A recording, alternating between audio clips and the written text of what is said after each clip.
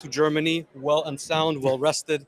So we are ready to hit the floor running this week. This is going to be the first day of many recaps that we're going to be planning to do here at SPS. Dave, what are your first impressions?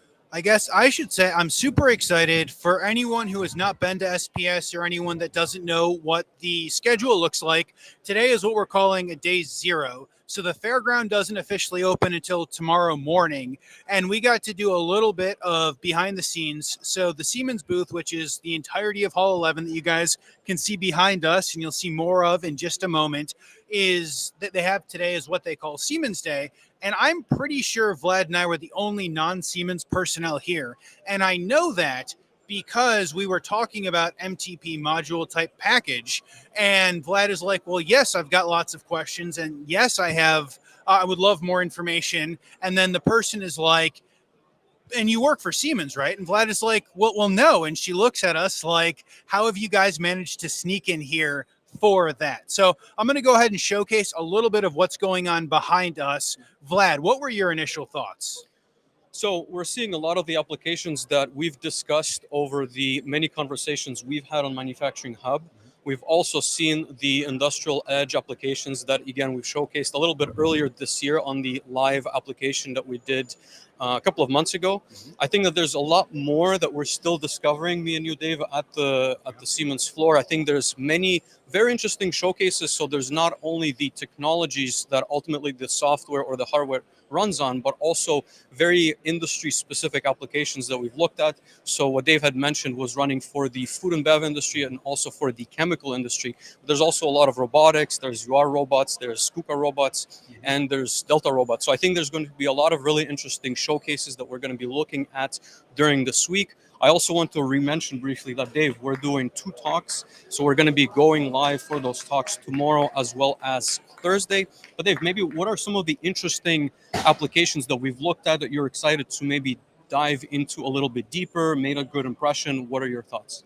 Absolutely. So I will take notice that if you guys are watching live, so this is kind of the view of the mezzanine over behind us, and you guys can see the large design sign up until about the middle of the Siemens where it says Accelerate Transformation for Industries. And I want to call that out because that's about a quarter of the booth that we've got going on. So again, the booth is very large, is very exciting. I would say a couple of the very interesting applications are very much a lot of the edge solutions. I will also say that we got to see a sustainable vertical farming application, which I thought was super interesting. And I saw it at Hanover, and we will go ahead and showcase it more later this week. But I think my comment to Vlad is it is one, very large, and two, they're growing real lettuce or spinach or whatever it is. And at night, you can hear the whoosh of the water as they go to water it back in. Yeah, and so for me, Dave, as we switch back to our view, the interesting application that we've looked at, I want to say very briefly, but in some detail, it was the AI slash like cloud application for vibration monitoring. So what they do is they look at 2 screws that ultimately is a wood machine that traces the thread of the other 2 screws that are on either side. And so what they're doing is they're monitoring the vibration of that machine in order to see if it's working and functioning properly or not. But they're also looking at the cybersecurity of the network. So again, the showcase was with the Siemens switch as well as the industrial hub or the IPC. But the idea is that it can monitor all the other assets. So we confirmed that they can also look at the PLCs that are on that OT side network. So I think it's very interesting. We're certainly going to have more discussions on that side. But for me, I think that's a very critical component of the OT IT infrastructure. Absolutely. I would agree with that. A couple of other demos that caught my eye as we were walking by. Siemens has a G220, which I believe is a drive. And I've seen a couple of the G220 demonstrations. I think it is a new for 2023 product, and it has some of the most awesome demos that we've seen. This one is in basically a fermenter tank, and it's got videos going around of the process that it takes to go through the fermentation process in a brewery. At Hanover, I believe I saw the same drive while it was in basically a CNC machine, and it had 4 rotating screens. I thought that was very super interesting as we went through all of that. So I'm very interested to continue to see a bunch of the industrial edge applications. Chris Liu, if you guys are long-term viewers of the show, you guys know Chris. We've had a bunch of conversations around edge with Chris. Chris popped up towards the beginning of our live build earlier this year. We saw him yesterday. There are a bunch of very interesting edge applications coming out. And one of the things that I really like about different areas that we've seen so far is how everything is intermixed, right? So we'll go look at something like the MTP application, and there is industrial edge, and there is also drives, and there is also hardware, and there is also DCS. And then we go look at the wood turning comment that you had earlier, Vlad, and there is also edge, and there is also networking, and there is also cybersecurity. So I would say from my perspective, this is done as well, if not better, than any show that we've been on, because this again is by far the largest show. And at some point we had been here for a couple of hours earlier today during Siemens Day, and I looked at Vlad and I'm like, but Vlad, there are 11 or 12 other halls in the entirety of SPS Nuremberg. We are going to struggle to go see everything there is in this booth, just in this one booth. How are we going to go see the other 12? Absolutely. And Dave, I will add, because you made the point of the drive and the demo, and I think we don't have a live feed with us right now, but I think what's really cool about what we've seen, at least this morning, is the fact that the booths have very, I want to say, involved displays, right? And we've also operated one of those like moving screens that demonstrates like an x-ray vision of the machine, and it was a bunch of different like unwinds. We're still unsure. We had a brief discussion if it's going to run live and fabricate some kind of a widget, but it looked like a full setup, both with IO. It had all the pneumatics, it had all the sensors that were essentially used for that application. And I think that the demos are very well put together, right? So the mixer that you've mentioned has some kind of a mesh that surrounds it that then displays, you know, it looks like a real tank that contains a liquid, which I thought was extremely impressive, and I guess adds that extra layer or extra touch to a demo that's otherwise very like hardware and software driven. Absolutely. I would agree with that. I've looked at a couple of the Siemens USA folks that we've seen so far at the show, and I've looked at some of these demos, and I'm like, this is like almost an oversized carry-on. Are you guys planning to bring this back to the United States so we can have a little bit more of this in person next year? Don't think I've convinced any of them yet, but I will absolutely continue to try to as we get further into the show. If I can maybe bring us back to the program, right? So I think we've teased a little bit what we're going to be doing this week at the booth. Dave, could you give us maybe a little bit of a recap, maybe a little bit of a teaser of what people could expect? I know that there's a couple of events that have been sent out live on LinkedIn, but ultimately people can also join through the Siemens presentations, and I'm assuming we'll be able to watch later. So what are we doing outside of today? Absolutely. We have a jam-packed schedule. In fact, I'm not sure how we set out to commit to a reasonable schedule, and yet here we are doing the Dave and Vlad Manufacturing Hub thing again, where we're going to talk for the entirety of the week. So you guys can catch us here now at 5 o'clock local German time, which is 11 a.m. East Coast time, a little bit early for most people, especially towards the West Coast. We will be back same time, same place tomorrow, 5 o'clock local time, 11 a.m. East Coast time for you guys to watch us. Additionally, tomorrow morning, Vlad and I have a presentation talking about the future or what we think that the future of automation, especially on the software layers, is going to look.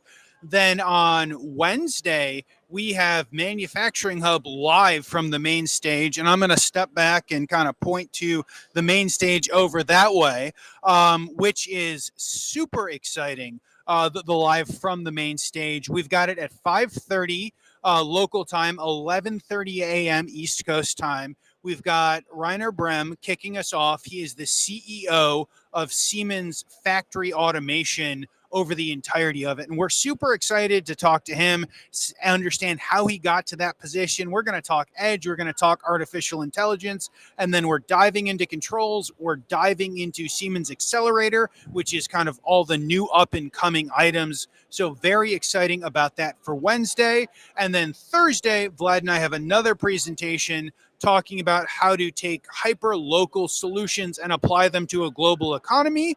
And then Thursday, 4 o'clock German time, which is 10 a.m. Thank you, Vlad. 10 a.m. East Coast time. We will have a final recap from, again, down there on the main stage. Now, all of the links should be in this description and should be on a bunch of the posts that I've got. I will go ahead and make sure that all of those links are correct. We've updated a couple of things, but I'll go make sure all of those links are correct after we get off so that you guys can go ahead and follow along.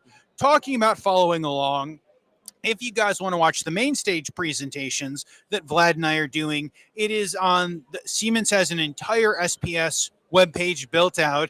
It is maybe the most interactive thing that I've ever seen. So very exciting on that side. We will go ahead and make sure to go drop that link below so that you guys can go ahead and register for free, go follow along. It is jam-packed. I've got no idea how Christine Bruner, who I believe will be joining us on Thursday to close everything off, is possibly going to have any voice by the time Tuesday is over, much less by the time Thursday is over. And if you guys can hear in the background, you guys might be able to hear Christine. Vlad, I know we've got some other thoughts, but we've got some questions and comments in the chat.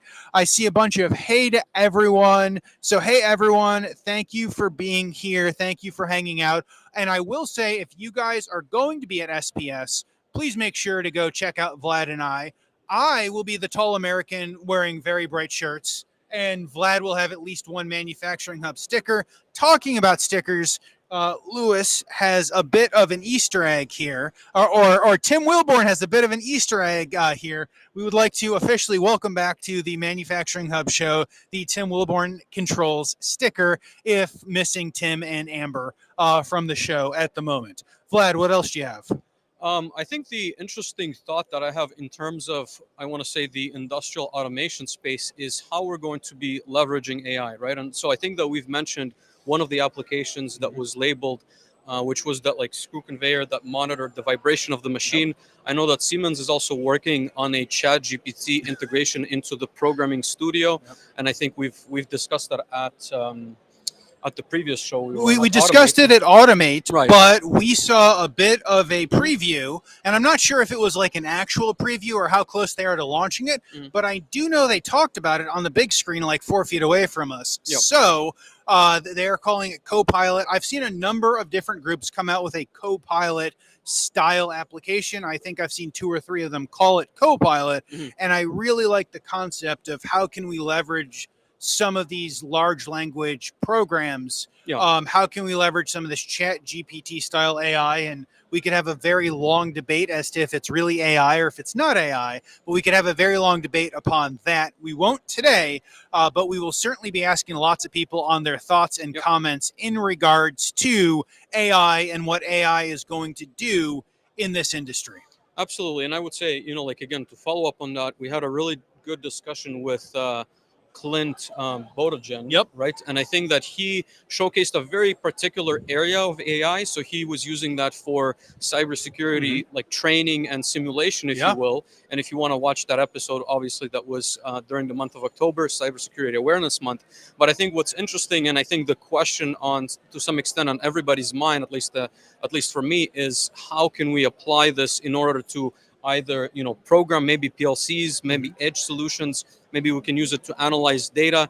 And again, I wouldn't call myself an expert on AI, but I'm certainly curious what kind of applications Siemens or any other providers for that matter have found, because I think it's going to change the way we work, change the way we analyze data, But again, I don't have those answers. I certainly have a lot of questions, as I always like to say, and I certainly think that there's going to be a lot of different ideas or insights, maybe from the Siemens experts that we're going to be talking to, including, as Dave mentioned on the program on Wednesday. So Rainer, the CEO, I would be curious what the strategy is, whether it is to test some of those applications, maybe integrate them with the different solutions that Siemens already provides. So again, I don't think that we certainly have ideas, but I'm curious to hear what we're going to find this week in terms of AI.